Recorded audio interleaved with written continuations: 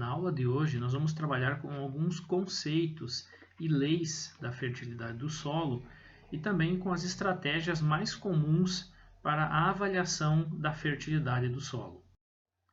Quando nós consideramos então que existe uma série de fatores que irão compor essa capacidade produtiva do solo, nós temos que entender o solo como um sistema aberto, coloidal e frágil. Por que o solo é um sistema aberto? Porque ele está sujeito a trocas de energia e matéria, especialmente com a atmosfera. Então, as plantas conseguem transformar a energia luminosa do Sol em estruturas complexas de carbono, transferem essas estruturas para o solo, os micro-organismos decompõem esse material, retiram energia dessas estruturas carbonadas e retornam, por exemplo, o CO2 para a atmosfera. Além disso, existem uma série de processos dinâmicos que acontecem no solo que a gente vai ver ao longo da disciplina ainda. Destaco já os processos de imobilização, especialmente a imobilização de nitrogênio, que nós vamos trabalhar lá no ciclo do N, processos de lixiviação e erosão, então são processos em que o solo está perdendo nutrientes, perdendo matéria orgânica, então mais uma vez reforça esse conceito de sistema aberto do solo, e também a exportação de nutrientes. Então, sempre que é realizada a colheita de uma cultura na área, nós temos a exportação de nutrientes. Além disso, o solo também podemos considerar o solo como um sistema aberto, porque nós vamos aplicar fertilizantes. Então, o solo está recebendo a entrada de nutrientes externos, que não são oriundos ao solo. Então, isso caracteriza o solo como um sistema aberto.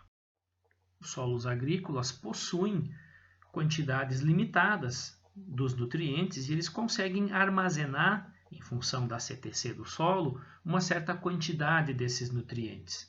Claro que, pensando do ponto de vista da capacidade produtiva, da manutenção da fertilidade desse solo, é necessário que os nutrientes que são removidos pelas culturas ano a ano após as colheitas sejam repostos.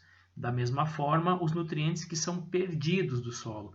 A gente sabe que, infelizmente, em algumas situações, a gente tem algumas perdas desses nutrientes e para manter a capacidade produtiva desses solos, manter a fertilidade desses solos, nós precisamos repor todos esses nutrientes que estão sendo removidos, seja pelas culturas ou então por eventuais perdas de solo.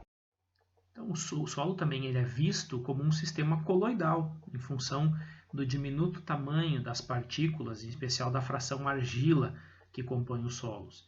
Então, vocês lembram lá da disciplina de propriedades físicas e químicas do solo com relação à origem das cargas permanentes ou cargas dependentes do pH. Então, essas cargas elas compõem a CTC do solo, a capacidade de troca de cátions. Também compõem a capacidade de troca de ânions, a CTA do solo. Então, é nessas cargas que os nutrientes permanecem retidos temporariamente pelo solo. O solo também precisa ser considerado como um corpo frágil. Então, ele demanda de práticas que promovam a sua conservação. E isso passa também pela fertilidade do solo. Um solo que perde a sua fertilidade, muito provavelmente ele vai ser submetido a um processo gradativo de degradação.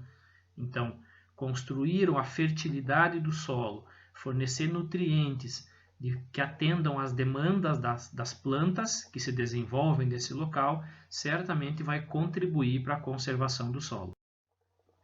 O potencial produtivo ou o rendimento de uma determinada planta vai depender, então, da capacidade genética, do potencial genético daquela cultura, mas também depende grandemente do ambiente ou da interação que acontece no ambiente entre clima, organismos e solo. Então, nosso objetivo principal na disciplina vai ser trabalhar, então, como manejar os nutrientes de forma que eles atendam às necessidades das culturas e consigam potencializar, então, o rendimento dessas espécies. Nós vamos trabalhar com as 5 principais leis gerais da adubação. A lei do mínimo de Liebig, a lei dos rendimentos não proporcionais, a lei da restituição dos nutrientes, a lei do máximo e a lei dos fatores limitantes. A lei do mínimo de Liebig estabelece, então, que o desenvolvimento de uma planta ele vai ser limitado pelo nutriente deficitário, mesmo que todos os outros fatores sejam satisfeitos. Por exemplo, independentemente de quanto nitrogênio for adicionado, o rendimento vai ser limitado se o magnésio não estiver disponível em quantidades suficientes. Isso pode ser observado visualmente nessa analogia que se faz com um barril, em que cada uma das ripas corresponde a um nutriente. Então vejam aqui, o nitrogênio. Não importa o quanto a gente forneça de nitrogênio para o solo, para as culturas, ou seja, aumentando aqui a altura dessa ripa, o rendimento continua sendo limitado em função dos baixos teores de magnésio ou das quantidades de magnésio que não atendem plenamente à demanda da cultura. O mesmo exemplo a gente pode fazer com relação às variáveis climáticas. Então, nós podemos ter todas as condições plenamente satisfeitas, mas se eventualmente alguma delas, vamos usar um exemplo aqui, a luminosidade ou a temperatura, não for plenamente satisfeita, é essa variável que vai limitar o pleno desenvolvimento de uma planta. Isso é um exemplo muito comum que acontece aqui na região sul, é a questão dos híbridos de milho ou então a questão do trigo no Rio Grande do Sul e Santa Catarina. Os híbridos de milho são muito exigentes em fertilidade do solo e muito sensíveis a variáveis climáticas. Então, por mais que vocês atendam a todos os requisitos em termos de fertilidade do solo, as variáveis climáticas podem acabar interferindo ou limitando o potencial produtivo dessas plantas. Então, isso vale tanto para o milho como para o trigo aqui no sul do Brasil. A lei dos rendimentos não proporcionais estabelece que o maior retorno de rendimento ele é obtido com a primeira dose de aplicação de fertilizante. E aplicações sucessivas, então, irão resultar em retornos cada vez menores. Isso quer dizer o quê? Quer dizer que os rendimentos eles não são lineares. Não quer dizer que quanto mais fertilizante se aplica, maior é o rendimento. Claramente, nessa figura, a gente pode observar que a partir de uma certa dose de fertilizante se atinge um platô, ou seja, nós não temos mais retorno em termos de rendimento com o aumento da aplicação de fertilizante. Outra forma de interpretar a lei dos rendimentos não proporcionais é através dessa figura. Aqui no eixo X nós temos a quantidade de fertilizante aplicado, que vai aumentar o nosso custo de produção à medida que nós aumentamos a quantidade de fertilizante. De acordo com essa lei dos rendimentos não proporcionais, o que é que vai acontecer com a produtividade das culturas? Ela vai atingir um certo patamar, um limite, um teto, um limite máximo, e a partir desse patamar, a produtividade de culturas passa então a reduzir. Qual é o problema dessa relação entre a aplicação de fertilizante, doses maiores, e um decréscimo na produtividade? Aqui, é a renda. Então, nós vamos ter um custo muito maior de produção sem ter retorno ou até mesmo tendo redução na produtividade das culturas. Outra lei, estabelecida lá em 1860, é a Lei da Restituição. O que ela significa? Que é indispensável, é fundamental restituir os nutrientes no solo que forem removidos pelas culturas. Logicamente, se se faz um cultivo na área e as culturas estão removendo nutrientes, isso gradativamente vai tornando o solo mais pobre quimicamente, pobre em fertilidade. O único inconveniente dessa lei é que existem outras formas de perdas de nutrientes além da remoção das culturas, que também devem ser consideradas, Então, perdas eventualmente por um processo erosivo, por exemplo, também devem ser consideradas para que os nutrientes que estão sendo removidos desse solo sejam restituídos em quantidades adequadas. Nós temos como um exemplo aqui o caso da cultura do eucalipto, que é colhida aos 7 anos de idade. Então, logicamente, quando a gente realiza a colheita desse material, a remoção da parte aérea dessas plantas, a gente está removendo também alguns nutrientes.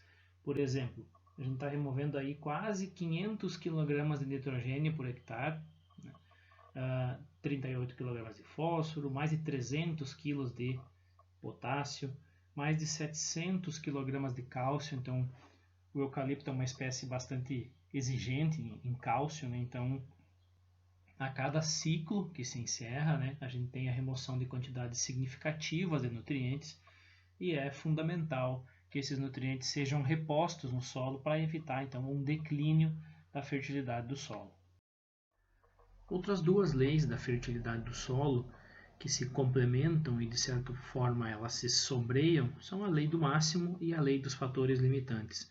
O que é que dizem essas duas leis? Basicamente que os nutrientes devem ocorrer no solo em quantidades adequadas ou satisfatórias para o desenvolvimento das plantas, ou seja, nem em excesso, nem em quantidades insuficientes. Então, nutrientes que estejam em quantidade insuficiente irão limitar a produção, assim como uma quantidade excessiva de nutrientes pode ter algum problema em termos de rendimento. Quando nós reunimos, então, todas essas leis da fertilidade do solo, nós chegamos a um denominador comum, que são as exigências em termos de manejo da fertilidade do solo. Nós precisamos, então, estabelecer e manter o pH do solo e o conteúdo de nutrientes essenciais dentro de uma faixa desejável, para que as culturas atinjam um pleno desenvolvimento, levando em conta, claro, o tipo de solo em que essas culturas se desenvolvem e a própria cultura. Para isso, nós temos dois desafios principais. Nós temos que saber o que é preciso para que esses nutrientes atinjam um nível ótimo, que eles estejam disponíveis para as plantas, e ao mesmo tempo definir o status de ótimo. Quando que esses nutrientes, ou em que condição, em que concentração esses nutrientes são considerados ótimos para atender a demanda das plantas. O primeiro passo, então, a partir desses dois desafios da fertilidade do solo, é identificar quais são aqueles nutrientes minerais que a planta necessita, ou seja, os elementos essenciais. Então, a primeira pergunta que a gente tem que fazer aqui é se a presença de um elemento no tecido da planta significa que ele é essencial, ou seja, o simples fato da planta conter esse nutriente no seu tecido quer dizer que ele é fundamental para a planta? A resposta aqui é não. A gente sabe que as plantas, por vezes, absorvem alguns elementos que não necessariamente são necessários para o desenvolvimento vegetal. Então, a partir disso, vem uma classificação de o que constitui um elemento essencial para o desenvolvimento das plantas. Então, existem 3 critérios que esses elementos devem satisfazer. Então, o primeiro deles ele deve constituir algum composto ou participar de alguma reação essencial ao ciclo da planta. Sem esse nutriente, a planta não consegue completar o seu ciclo. Por exemplo, o magnésio compõe a molécula de clorofila.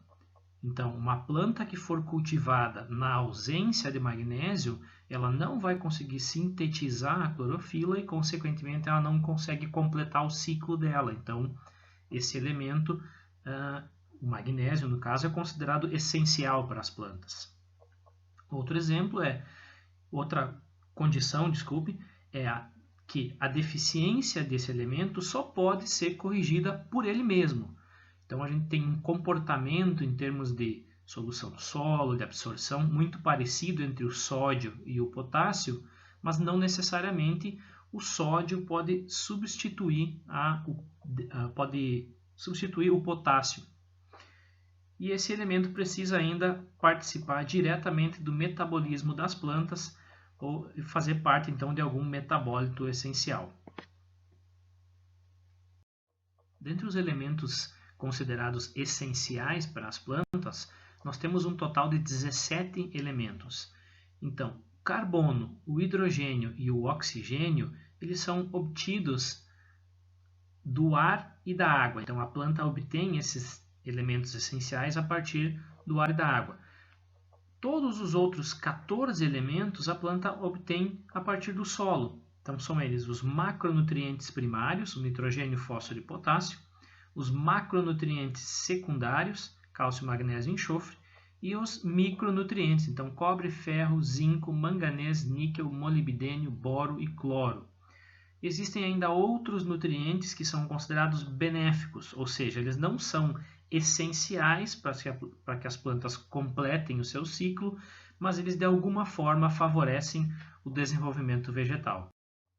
Estes elementos essenciais podem ser divididos em macro e micronutrientes. Qual o critério para essa divisão? Isso está relacionado à quantidade desses nutrientes que as plantas demandam, que elas apresentam na composição do tecido celular. Então, os macronutrientes eles são encontrados na planta na ordem de 1 a 50 gramas do macronutriente em questão por quilograma de tecido vegetal. Já os micronutrientes, vejam que as quantidades são muito menores, variam de 0,1 até 1000 miligramas de micronutriente por quilograma do tecido vegetal. Como já vimos antes, os nutrientes não minerais, como no caso do carbono, hidrogênio e oxigênio, eles são obtidos pelas plantas através da atmosfera e da água, ou do ar e da água. Os demais nutrientes minerais, eles vão ser obtidos a partir do solo. Então, tanto os macro como os micronutrientes. Os macronutrientes, nós podemos fornecê-los via adubação, cálcio, magnésio, especialmente via calagem. Os micronutrientes, que são aqueles demandados em menor quantidade pelas plantas, também podem ser fornecidos via adubação. No entanto, pesquisas realizadas aqui no sul do Brasil indicam que não existe uma resposta das plantas à aplicação desses micronutrientes. Outra situação é a questão dos solos do cerrado, em que se observa um retorno particularmente relacionado ao zinco e ao boro. Quando nós falamos em suprimento de nutrientes para as plantas, nós temos que entender esse sistema como um sistema aberto, com trocas, um sistema complexo. Então, as plantas irão absorver os nutrientes especialmente através do sistema radicular. No entanto, as raízes dessas plantas ocupam um volume de solo muito pequeno, em torno de 1% apenas. Esses nutrientes vão ser absorvidos pelas plantas. Os resíduos culturais, depois que é realizada a colheita, retornam para o solo, vão ser transformados microbiologicamente no solo e vão voltar a fazer parte, então, da solução do solo. Essa solução do solo está em constante interação com as cargas dos argilominerais. Então, existe uma constante troca de nutrientes entre os argilominerais e a solução do solo.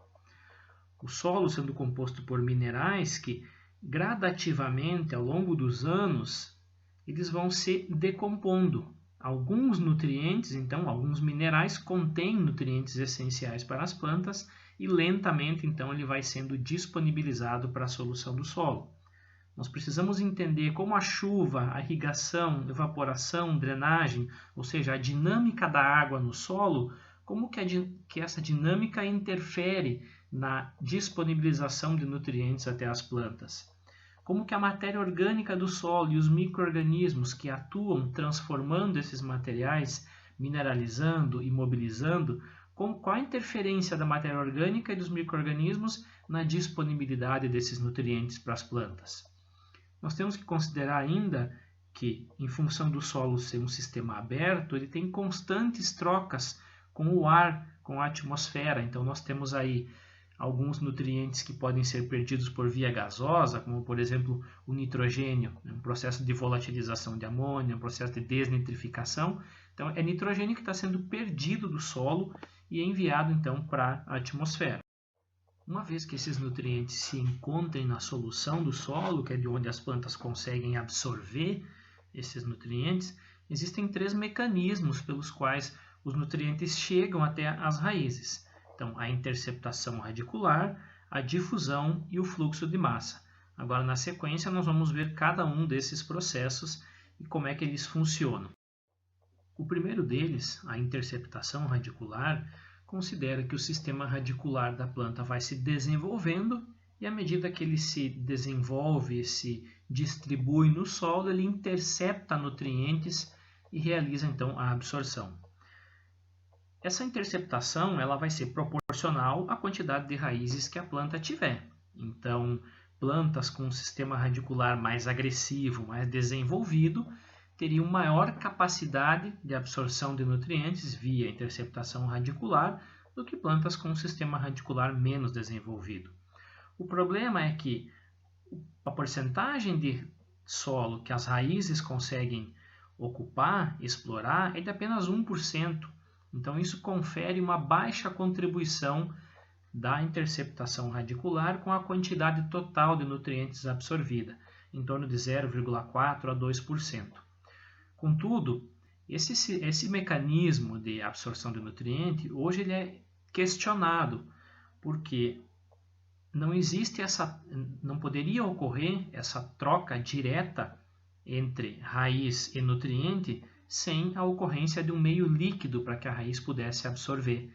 Então, muitos pesquisadores vêm questionando se realmente existe essa interceptação radicular direta, ou seja, a raiz intercepta diretamente o nutriente e absorve. Outro mecanismo pelo qual a planta consegue absorver os nutrientes é o movimento por fluxo de massa, ou absorção dos nutrientes por fluxo de massa. Durante o desenvolvimento das plantas, ela sofre o processo de transpiração, né? Então a água é perdida da planta e a planta precisa repor essa água. Então a planta realiza a absorção de água do solo. Acontece que alguns nutrientes estão dissolvidos nessa água do solo, na solução do solo. Então eles são carregados, transportados até a zona radicular juntamente com a água. Então, à medida que a planta transpira, ela perde água e gera um movimento, então, por fluxo de massa desses nutrientes, acompanhando a água junto ao sistema radicular. Então, esse processo está intimamente relacionado à quantidade de água que as plantas transpiram, ou seja, a intensidade com que acontece esse movimento, e também com a concentração do nutriente na solução do solo, nessa água que está sendo conduzida até o sistema radicular. É um sistema importante para o nitrogênio, mas possui pouca contribuição para o fósforo e o potássio. Já o movimento de difusão, que é o principal mecanismo pelo qual o fósforo e o potássio são absorvidos pela raiz da planta, ele consiste no movimento dos íons em direção à raiz. Tudo isso acontece em virtude de um gradiente de concentração, ou seja, nós temos um local no solo em que a concentração desses nutrientes ela é maior e gradativamente esses íons vão migrando, vão se movimentando para as regiões de menor concentração. Então, à medida que a raiz da planta absorve esses íons, absorve o potássio e o fósforo, vai se criando um gradiente de baixa concentração próximo à zona radicular e esses nutrientes então vão migrando gradativamente até próximo das raízes.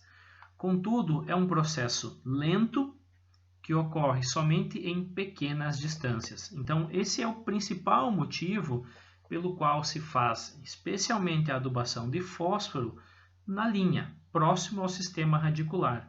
Nós podemos fazer uma analogia ao movimento por difusão a um vazamento de gás, por exemplo. Para que a gente sinta o odor do vazamento de gás, por exemplo, depende quanto gás está vazando, ou seja, quanto nutriente nós temos no solo, ou seja, qual é a concentração desse nutriente, que distância nós estamos do vazamento de gás, ou que distância a raiz da planta está desses íons. E também se existem alguns obstáculos entre nós e esse vazamento de gás, ou entre a planta e os íons na solução do solo. De forma resumida, então, condensando esses três mecanismos de absorção de nutrientes, nós temos a difusão.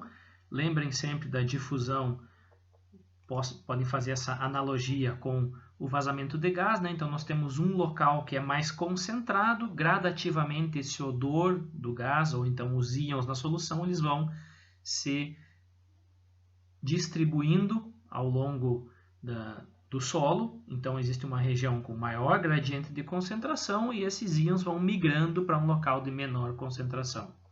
Fluxo de massa, lembrem sempre da fase aquosa, então a planta transpira, isso gera um movimento de água, uma diferença de potencial de água, junto com essa água, então, são carregados alguns nutrientes que são essenciais ao desenvolvimento da planta. E interceptação radicular, então a raiz, em princípio, se desenvolveria e acaba entrando em contato com esses íons na solução do solo. Lembrem que a interceptação radicular, hoje em dia, ela é questionada, né, em função da necessidade de um meio líquido para que aconteça essa troca, essa absorção desse nutriente. Nesse slide nós temos as quantidades relativas de absorção dos nutrientes pelos mecanismos de interceptação radicular, fluxo de massa e difusão. Chamo a atenção aqui, no caso do nitrogênio, quase que 100% do nitrogênio é absorvido pelas raízes via fluxo de massa, ou seja, aquela água que está se movimentando no solo como resultado de um processo de transpiração das plantas, ela se movimenta no solo, leva com ela o nitrogênio até próximo do sistema radicular. Fósforo e potássio, uma grande contribuição do mecanismo de difusão para a absorção desses nutrientes. Os demais nutrientes, cálcio, magnésio, enxofre, boro e cobre, tem grande contribuição do fluxo de massa também. O ferro, então, tem um equilíbrio entre difusão e fluxo de massa. Manganês e molibdênio também são muito importantes quanto ao fluxo de massa, né, como mecanismo de absorção dos nutrientes, enquanto que o zinco, né, é um equilíbrio das três formas. Se por algum motivo, então, as plantas não receberem um suprimento adequado dos nutrientes, ou se houver algum problema com relação a esses mecanismos de absorção de nutrientes, nós teremos uma deficiência nutricional, teremos uma planta deficiente nutricionalmente. É quando a concentração do nutriente é menor do que o mínimo necessário para um crescimento ótimo. Isso pode acontecer em função de três causas. A primeira delas, a baixa concentração de nutrientes no substrato. Se não é realizada uma fertilização, uma adubação, a quantidade de nutriente disponibilizado às plantas vai ser abaixo daquilo que ela demanda. Podem ocorrer também situações em que os nutrientes não estão em formas disponíveis para as plantas. Nós vamos ver lá na aula de acidez do solo quais os efeitos do pH na disponibilidade desses nutrientes.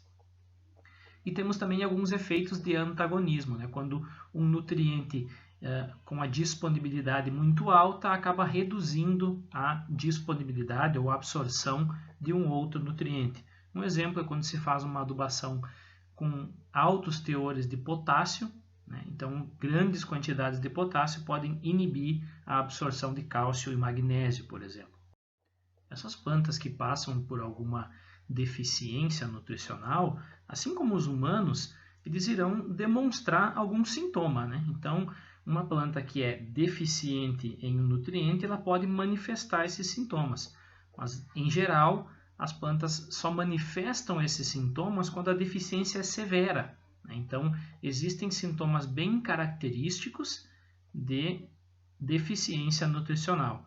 Contudo, existem casos em que os sintomas são muito sutis, ou então a planta sequer apresenta um sintoma, mas mesmo assim ela já sofre de uma deficiência nutricional.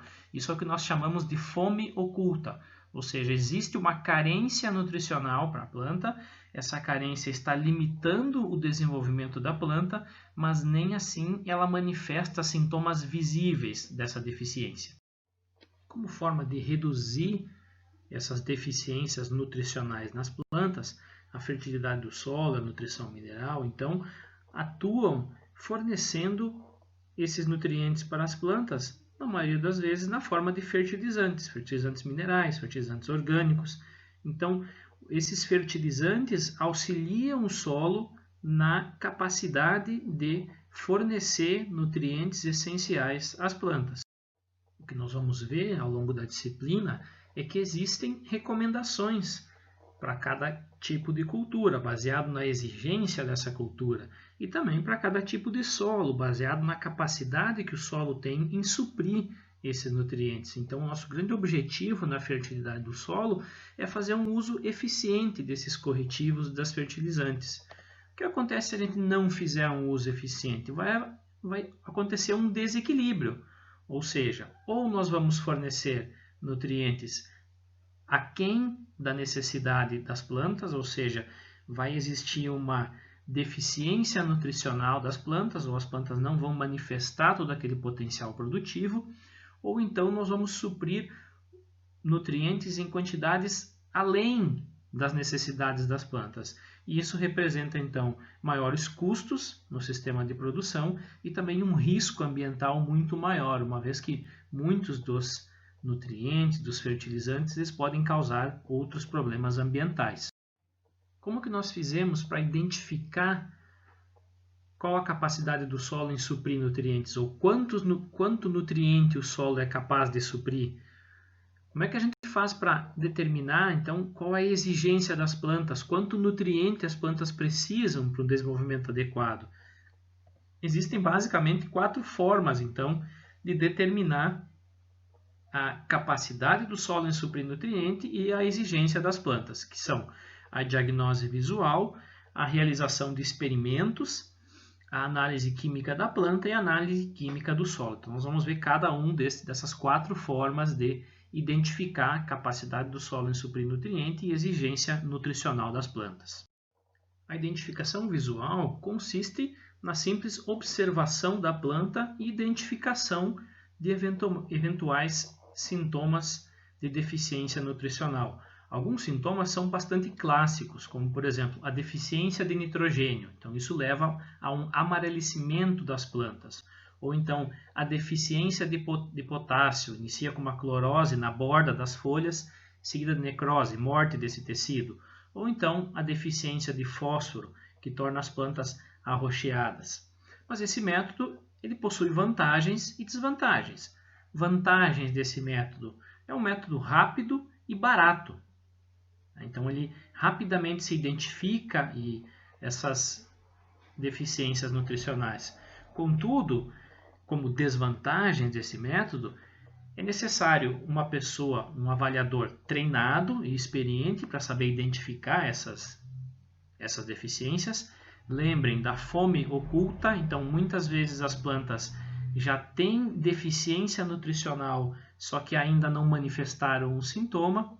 E outra desvantagem é que essa observação, por vezes, pode ser tarde demais, quando já se observa essa deficiência severa de algum nutriente na planta, já não é mais possível fornecer esse nutriente e a planta não tem mais capacidade de recuperação do seu potencial produtivo. Outra forma de se avaliar a capacidade do solo em fornecer nutrientes é através da elaboração, da condução de alguns experimentos. Eles podem ser em vaso, podem ser em campo. Esse método também tem vantagens e desvantagens. Né? Vantagem é que fica mais fácil de realizar, né, em ambiente relativamente pequeno, quando a gente utiliza vasos, né? Embora esses vasos não representem necessariamente uma condição de campo, né, que as condições elas mudam um pouco, né? Já exigem áreas bem maiores, mas podem nos dar um indicativo da fertilidade do solo ou então da aplicação de doses de alguns fertilizantes. O problema é que muitas vezes a elaboração desse tipo de experimento ele foge da capacidade do produtor, né? Em muitas situações envolve a criação de experimentos fatoriais, né? uma combinação de diferentes quantidades de fertilizante com doses crescentes. Então, existe uma análise por detrás desses dados, uma análise estatística bastante complexa. Então, já exige um pouco mais de conhecimento para a condução desses ensaios. Da mesma forma, podem ser conduzidos ensaios a campo, né, em que se avaliam diferentes fertilizantes ou doses de fertilizantes no desenvolvimento das plantas. O inconveniente somente é que em espécies florestais, principalmente, nós temos aí ciclos bastante longos, né? Então, nós temos um tempo muito grande até que a gente possa ter um resultado, né, obtido a partir dessa experimentação. Então, é preciso que as plantas completem o ciclo, né, para a gente ter um resultado. E outra situação é que, por vezes, as plantas podem manifestar algum sintoma aqui no experimento de vaso, né? Porém, quando a gente transfere, quando essas plantas vão para o campo, né, elas têm um período longo ainda para se desenvolver, e isso pode, essas plantas podem acabar recuperando, né, se recuperando desses problemas que eventualmente a gente identificou lá no experimento de vasos, né. E tem uma outra questão ainda que tem a condição climática, né? Além desses experimentos levarem muito tempo para serem conduzidos no campo, diferente de culturas anuais, por exemplo, na agronomia, né? Com milho, soja, em que a gente tem um resultado em um espaço curto, aí de 4 ou 5 meses, em experimentos com espécies florestais, a gente vai levar aí 5, 8, 10 anos para ter esse resultado. E ainda a gente tem o risco, né, das condições climáticas variarem de um ano para outro e isso acabar prejudicando o nosso experimento ou a interpretação dos resultados. Então, é uma forma válida de se avaliar, né, a fertilidade do solo, mas ela não é muito aplicada para espécies florestais em função desse longo ciclo que as espécies possuem. A análise química da planta ou das folhas da planta também é uma forma de identificar, então, se o solo está sendo capaz de suprir esses nutrientes e qual é o equilíbrio nutricional das plantas. Esse é um método muito utilizado na fruticultura. Então, são coletadas amostras, né, das frutíferas para a realização de uma análise química e determinação do estado nutricional dessas plantas. Inconvenientes dessa análise, né, é que a gente tem que ter muito cuidado com a aplicação de alguns agroquímicos que podem interferir nessa análise. A concentração dos nutrientes varia muito em função de cultivar, em função de espécie que está sendo cultivada, em função de época do ano. Então tem que ter cuidado na interpretação desses dados. A análise química das plantas ela é utilizada de forma complementar à análise de solo. O nosso quarto método para a identificação de capacidade de suprimento de nutrientes e exigência nutricional das plantas talvez seja o método mais importante, é o mais utilizado para fazer então a avaliação da fertilidade do solo. É a análise química do solo ou análise de solo. Grande vantagem desse método é um método preditivo, ou seja, nós avaliamos a capacidade do solo em fornecer os nutrientes antes de cultivar as espécies. Então, é um método rápido, ele tem um custo relativamente baixo, pode ser realizado a qualquer época do ano e esses dados então são gerados, são disponibilizados na forma de um relatório e isso facilita muito a interpretação desses dados e a recomendação dos fertilizantes. Nós ainda vamos trabalhar uma aula específica sobre a amostragem de solo, mas de forma geral, a amostragem de solo ou a análise de solo consiste na retirada então de amostras de solo representativas de determinadas áreas que serão utilizadas com cultivos. Então, o envio dessas amostras até o laboratório para análise e determinação então de qual é a capacidade desses solos em suprir os nutrientes das plantas. A partir disso vai ser gerado um laudo, então a gente faz a interpretação desse laudo e a recomendação então de fertilizantes para cada uma das áreas. A partir da análise química, então, nós vamos trabalhar com os 4 Cs da fertilidade do solo, ou seja, o produto correto, a dose correta, a época de aplicação correta e a forma de aplicação correta. Então, a partir dessa análise e interpretação do laudo de análise de solo, nós vamos identificar qual é o produto que nós precisamos aplicar, em que quantidade, qual é a dose da aplicação, quando aplicar, em que época, em que estágio do desenvolvimento das plantas o fertilizante deve ser aplicado, como ele vai ser aplicado na linha, vai ser aplicado a lanço, na forma sólida, na forma líquida.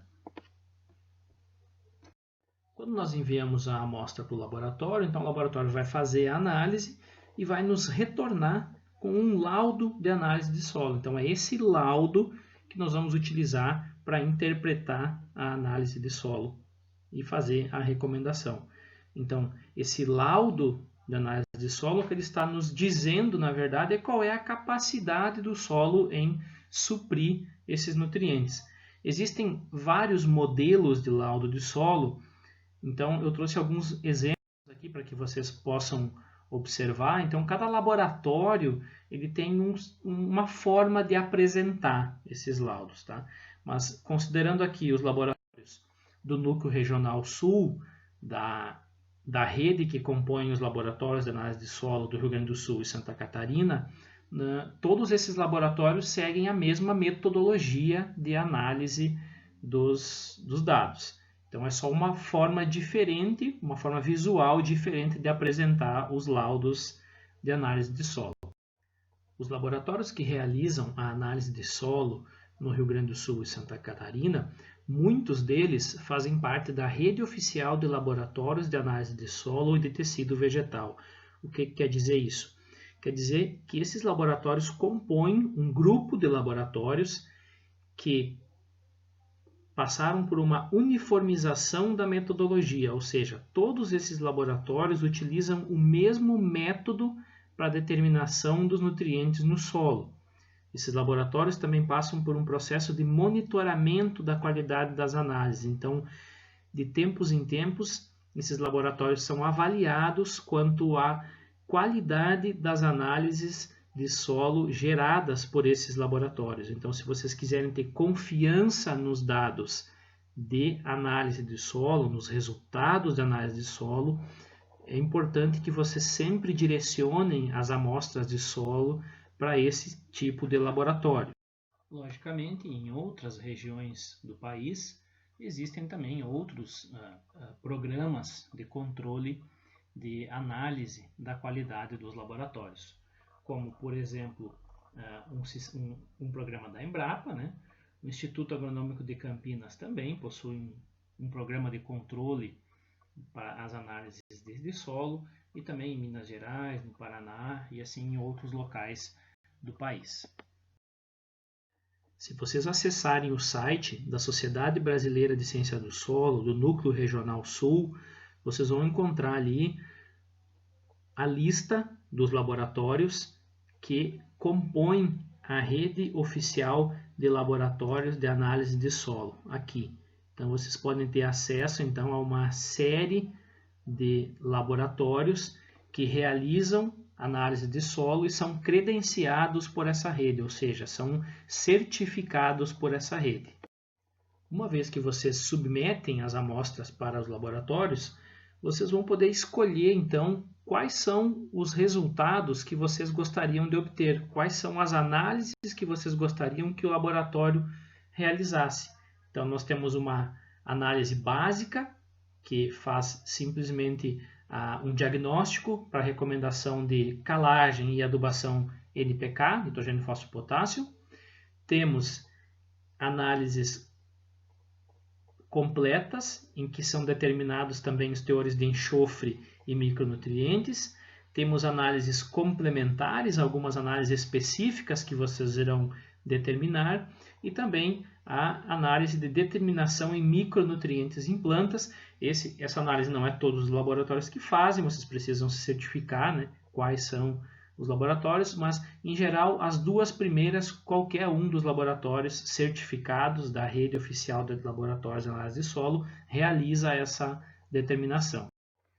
Os laboratórios que compõem a rede então realizam uma série de análises, dentre elas pH do solo, teores de cálcio, magnésio, a CTC do solo, o índice SMP, que nós vamos utilizar para recomendação de calcário, acidez potencial, saturação da CTC por alumínio, saturação de bases, fósforo e potássio disponíveis, teor de argila, teor de matéria orgânica. Todos esses parâmetros, então, irão compor o laudo de análise de solo que a gente vai utilizar para interpretar, então, a recomendação de adubação e compostagem.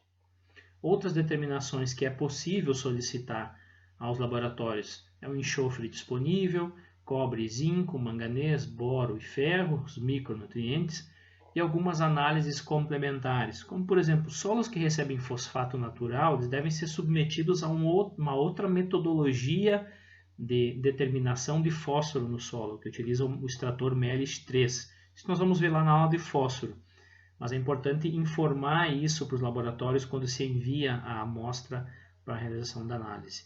Pode-se realizar a análise de N mineral, carbono orgânico total, granulometria, enfim, existe uma série de outras análises que podem ser solicitadas aos laboratórios. Alguns laboratórios que compõem a rede também realizam análise foliar, ou seja, análise do tecido das plantas.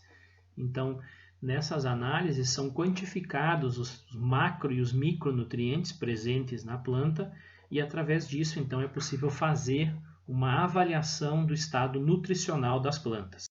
Uma vez que nós dispomos do laudo de análise de solo, então, como é que nós vamos saber se aquele teor que aparece lá no laudo, aquela concentração de nutriente, é suficiente, é adequado para o desenvolvimento da planta ou não?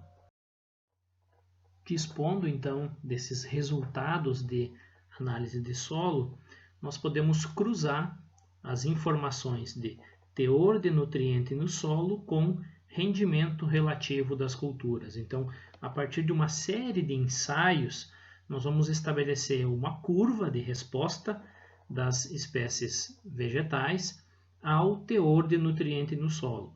O que vocês podem observar aqui?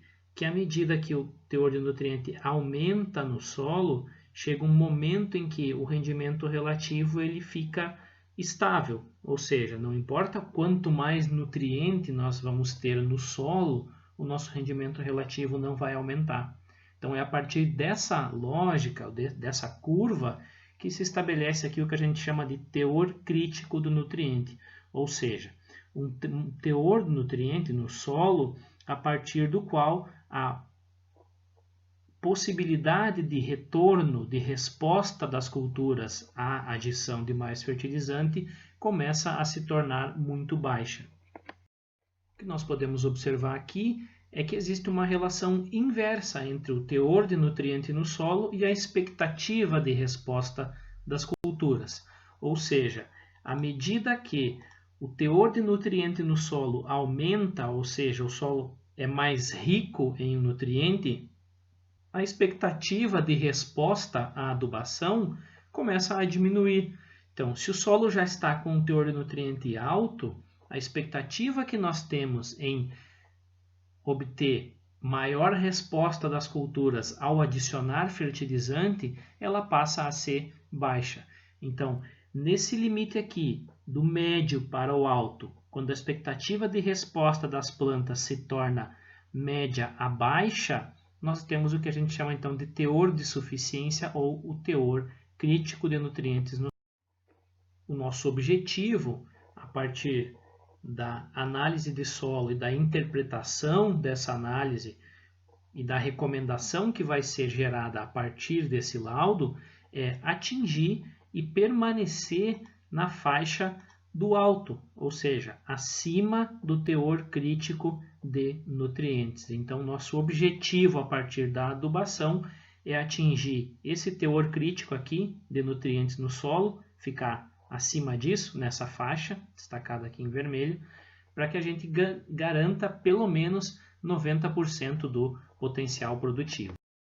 O que nós vamos ver ao longo da disciplina é que o manejo da fertilidade do solo está baseado nesse gráfico aqui, ou seja, quando os nossos solos são muito pobres em nutrientes, quando os teores de nutrientes estão nas classes de muito baixo, baixo e médio, nós precisamos adicionar nutrientes de forma a construir a fertilidade do solo, para que a gente consiga atingir pelo menos 90% do potencial de rendimento relativo.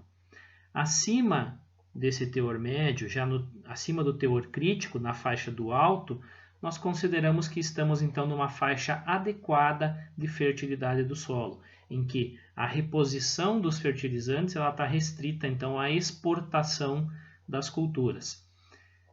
Em casos em que a fertilidade do solo, especialmente no caso dos micronutrientes, os níveis estejam muito altos, isso pode inclusive causar algum sintoma de toxidez. Tá? Então, toxidez ou então consumo de luxo. O que seria o consumo de luxo? É quando as plantas estão absorvendo mais nutrientes do que elas precisam.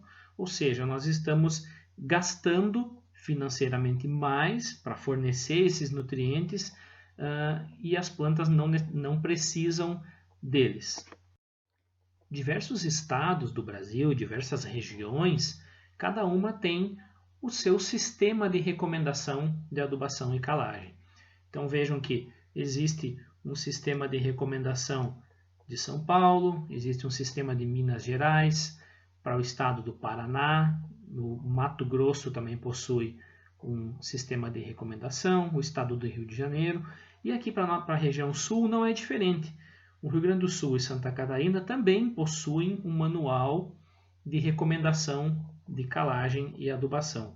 Então, em 1987, esse manual já estava na 8ª versão e ele foi evoluindo, 2004, e em 2016 nós chegamos então à 11ª edição do manual de adubação e calagem. E esse manual que nós vamos utilizar ao longo da disciplina. Baseado nele, então, que nós pegamos o laudo de análise de solo e realizamos a recomendação das quantidades de fertilizantes a serem aplicadas. Tá? Então, já na próxima aula nós vamos trabalhar um pouco mais próximo desse manual, e nós vamos utilizar ele ao longo de toda a disciplina como nosso suporte para a recomendação da adubação e da calagem das culturas. Outro ponto bastante importante com relação aos manuais, para finalizar a aula de hoje, então, é que ainda existe uma certa resistência em utilizar os manuais. Resistência essa porque, em alguns locais, onde já se atingiu um certo teto de produtividade, um máximo de produtividade, o pessoal acaba utilizando o manual, não observa uma resposta significativa ao campo, a aplicação de algum nutriente, e acaba se frustrando com o manual de adubação e calagem e pensa